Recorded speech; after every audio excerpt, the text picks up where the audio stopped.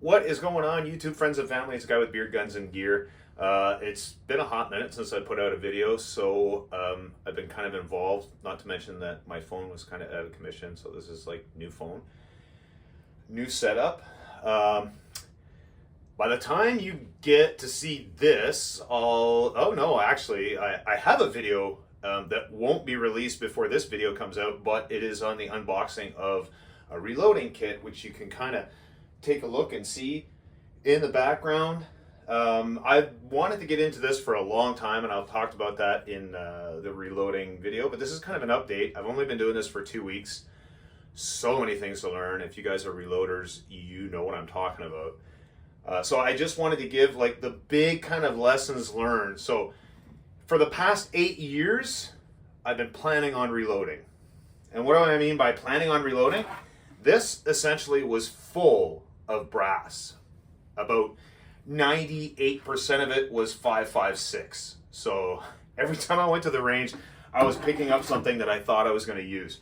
And I'll just kind of piggyback onto that and already give you a lesson learned. Before you buy the dies and everything else, make sure that you can find the primers and the powder for what you're going to reload. So I had the 5.56 or 223 brass.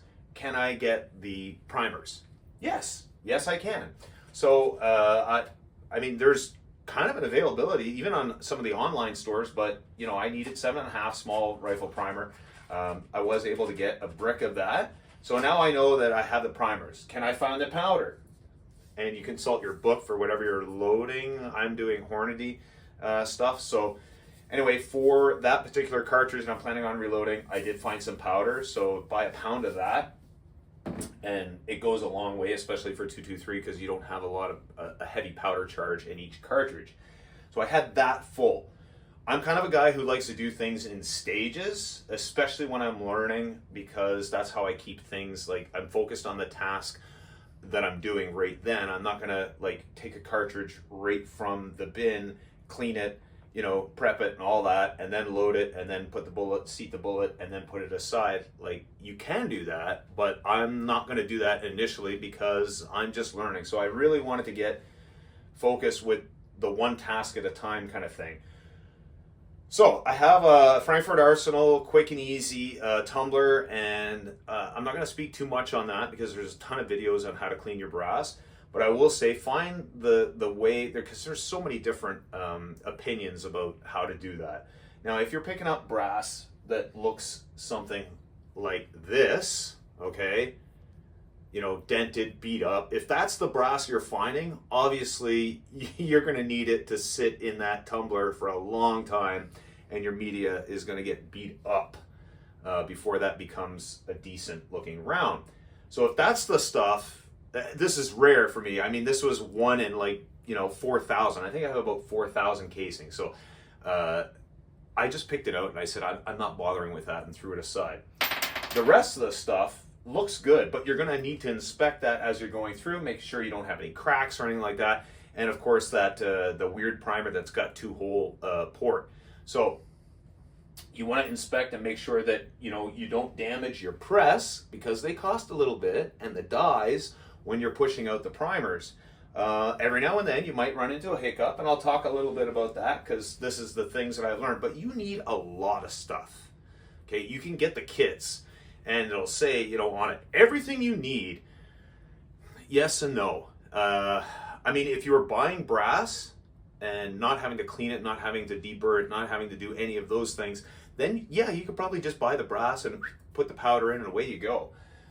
I'm not doing that because I kind of feel that that defeats the purpose a little bit, and what I want to get out of it is reusing the brass that I've already shot, or reusing the brass that people don't want and throw down on the ground. So I want to clean my brass, and you know, I'm learning for new-ish media. It takes about 30 minutes to an hour with this particular tumbler in order to get like a decent look on the brass. And this is basically what I end up after it comes out of the cleaner. The tumbler and the kit that I bought for the tumbling actually works really well because it's got like a little sifting bucket in there. So all you have to do is load this stuff with the media, and then you know, spin it around. And you can check that Frankfurt Arsenal quick and easy tumbling kit, and it comes with media and everything. So that is literally a kit that you can buy and you're ready to go with. So the brass comes out of there very clean. And so me being a stage by stage kind of guy, so that's what I did. And I already went through and I cleaned all of my brass. So, and you're going to need a lot of containers. That's something I'll mention right off the bat. So I happen to have these laying around and I think this is a great use for them. So this is clean brass, ready to go on to its next stage. And then I have another one of those. I probably have another 2 other of those. So I have a lot of brass. I'm going to clean it all, and I'm probably not going to go through it all at once, but then it goes on to the next stage. And the next stage for me is resizing and taking out the primers. So you need case lube of some kind. I like this One Shot by Hornady. I know I'm not sponsored by them. I wish I was. But I like the One Shot by Hornady, and a lot of the case lubes are going like with an aerosol spray. And one of the questions I had when I was starting out is, how do I know enough is enough for the case lube? You'll know. If you're trying to do a resize and, you know, and it starts getting jammed while you're going up, you know, the shaft itself or the piston on your press, then you're going to pull it back and try again. If it keeps getting stuck, chances are is you don't have enough lube on that. So you'll get to know how much lube you have to spray. And I mean, there's no way I can tell you, like, hold the aerosol for 5 seconds and then roll it over. I mean, you're just going to have to learn that like I did. And I'm still not good with it, but I'm getting to know. So anytime I have like a cartridge that feels like it's not going to go up and retract very well, I just pull it back out and put a little bit more lube on it, and that seems to help. You do have to clean the dies occasionally because the lube does get gummed up in there. But then this is the casings after they've gone through, and you know, you can see that the primers have been removed, you know, and they've been resized. And I'll tell you one thing, it's kind of satisfying because I've taken like casings that were like dented up like that, and, you know, run them through the press, and it just comes out beautiful. You know, you can still kind of see where the dent is, but as long as there's no cracks or anything, like, it's good usable brass. So it's a full case resize, not just the neck. So anyway, this is on for the next stage. Now, as far as what kind of tools you're going to want and need, I bought myself one of these Lyman. I saw this recommended quite a bit. This has got a deburring. It's also got a reamer for small and large primer holes. And it does have the burring tool, because the one that comes with the kit is this one. And it works great. I use this, actually. I don't use the one on this because I find this is really sharp and it takes a lot of material off. So I give a little spin with this inside and out, and then that's ready. But I do use the reamer tool on this quite a bit because some of the pockets, and I don't have the tool that resizes the pockets, because that's like another $200 or whatever. So this is like $24, and it has everything in it. You can find it on sale at Amazon. But anyway, that's a Lyman tool, and I like Lyman tools. They seem to be very good, high quality. You're going to need this, so that adds to your cost. You're probably going to need, depending on what kit you buy, it may come with this, it might not. This is a little brush, nylon brush. This is RCBS because it's green. So I like put a little case lube on that, and I go on the inside of the case so that when it's resizing, it doesn't get stuck. Another Lyman tool that didn't come in the kit. This is the little doodad for cleaning out. And people say you can use a flat tip screwdriver. You could, but I mean, they sell the tools for it, and this is cheap. I think it was like $11. This is the small primer one. You're going to need a case trimmer. This guy over here. The reason why I went with RCBS again is just it has a universal shell holder. Every review that I read said it works very well, and I have probably already done, because after this stage, this side, that stage, then I have brass that is ready. So, I mean, I don't know, you tell me. There's probably about, I don't know, I was never very good at guessing how many jelly beans are in the jar, but I would say there's probably 400 or so.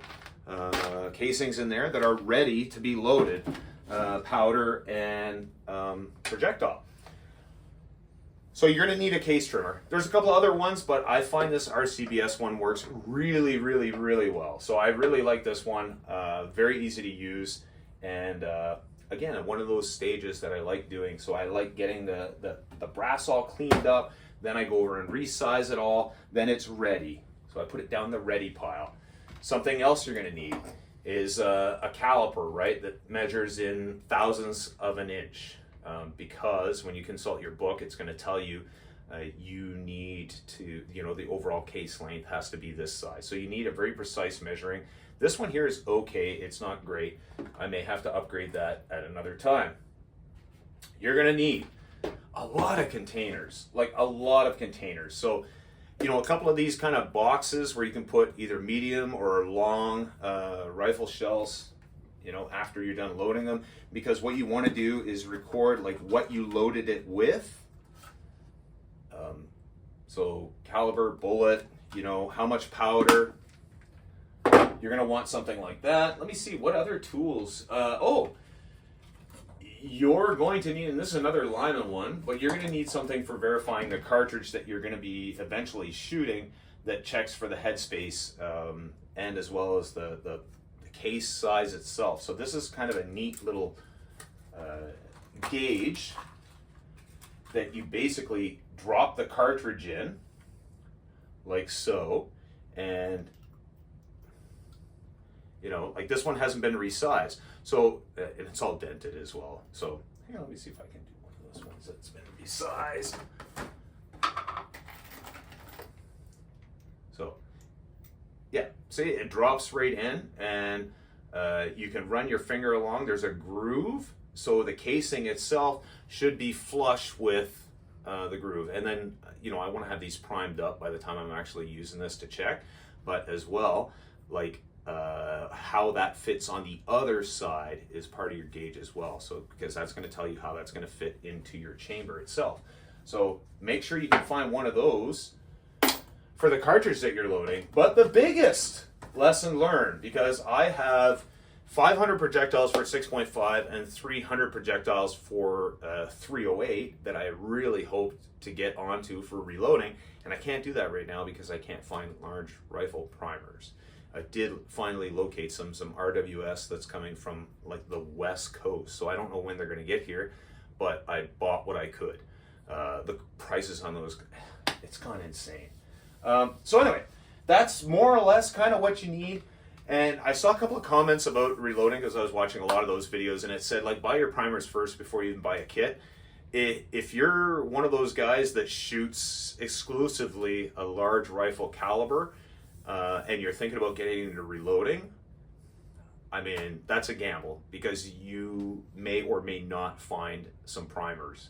So you might have all the tools and be ready to go and get all your brass size and clean and everything, and you're ready to actually start making bullets, and you might not be able to find primers. So if you can, good luck, or if you're sitting on a pile of them, congratulations to you. It's almost like the COVID thing with toilet paper again for whatever reason, but it's a little frustrating. So anyway, I will reuse cartridges that are dented, like even the mouth or I don't care. Like I'll reuse all of those cartridges once in a while, and you'll get a learning experience. So this is what happened to me this afternoon. And I should mention that this only took me about like an hour, to press out all the primers. And I will say about that Hornady press, it's got this little, what you think is like a chintzy little primer catcher, but it works. Like I don't spill any primers. They don't go flying all over the place. It catches them in this little container. And so I don't know, they're maybe like 200, 250 primers in there. So I guess I did about 250 casings. So, but I had one, and sometimes when people fire brass or they do their own loads, they put like nail varnish around the outside, which can kind of gum up the primer pocket itself and not allow an easy removal of that primer. And that's what happened with this one. So you can probably see that the primer pin went right through the primer and wouldn't punch it out. So then it was locked in my shell holder. So I had to remove the whole thing and basically pound this out with like a hex key through the hole in order to finish that out. And I'm not going to keep trying on that. I mean, it's one piece of brass. I have thousands. So sometimes, like I said, sometimes you get a little learning experience, and that's what that was for sure. But that's all I have. So the kit itself, when you see that video, it cost me like $650, and then like everything else is like, I don't know, $300-400. Are you gonna save money by reloading it? You don't really get into it. I mean, if I was just firing 223, yeah, I definitely save money because I can find everything that I need. But that's not really the reason why you get into it. You get into it because you want to see how far you can go with your own reloading skills, and you kind of want to taper the rounds to whatever you're shooting. That's part of the reason, right? Make sure you can find the dies. I think I have a 6.5 and a 223 die right now. I couldn't even find a 308 die, but they might have some the next time I go back. But anyway, that's all I got for you guys. I gotta say, I'm really enjoying the process. And I mean, you do this or you sit there and like play video games, put a little music on in the background, have your coffee or cold beverage or whatever it is you're doing. And you know, you can burn through an hour, 2 hours, and you're making something as opposed to just like spinning your wheels and wasting your time. I'm really enjoying the process. If you're getting into reloading, or if you're thinking about getting into reloading, I hope this video helps you. And I'll be doing some follow-up because I'll probably have some more learning opportunities, let's say. And hey, I'm the guy with beard, guns, and gear, and I hope you enjoy the video, and we'll see you next time.